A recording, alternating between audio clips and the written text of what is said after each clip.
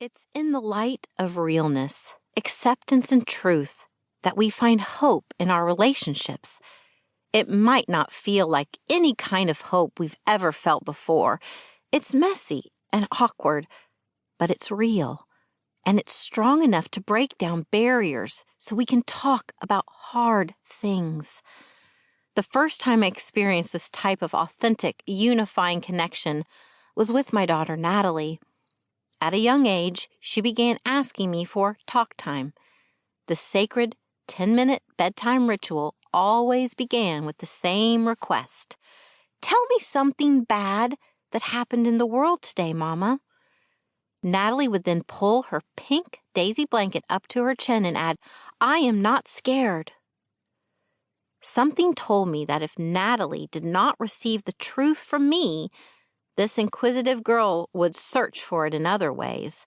So I'd take a deep breath and give Natalie small bits of truth about the realities of the world in words she could understand.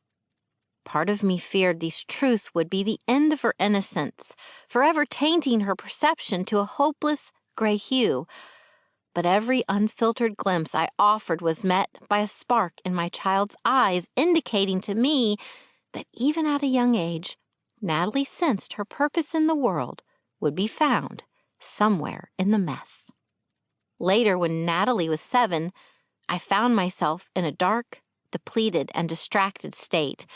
As my world crumbled and my joy disappeared, it was she who constantly took the brunt of my anger, frustration, hopelessness, and stress.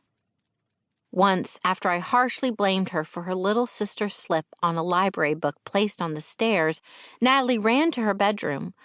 I quickly opened the door to find her with her daisy blanket pulled up to her chin. Remembering the brave question she repeatedly asked me at age 4, I admitted an ugly truth about myself, a truth I'd never told a soul.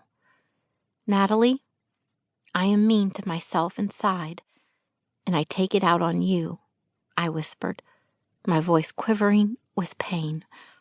"I'm so sorry. I don't know how, but I pray I can change.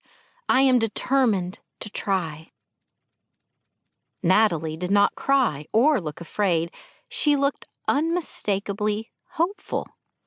The truth was not the end. It was the beginning. Those moments when I realized I could be transparent with my children about my missteps and struggles gave launch to an 8-year journey to uncover and overcome obstacles that were sabotaging my peace, my relationships, my health, my joy, and my purpose. It's taken a lot of hard work, and I don't pretend to have it all figured out, but I'm grateful, beyond grateful, for the breakthroughs I've made as a parent and as a human being over these past years. Each breakthrough came after I took an honest look at what was causing pain or distance in my relationships, and with a willingness to practice new approaches and find solutions.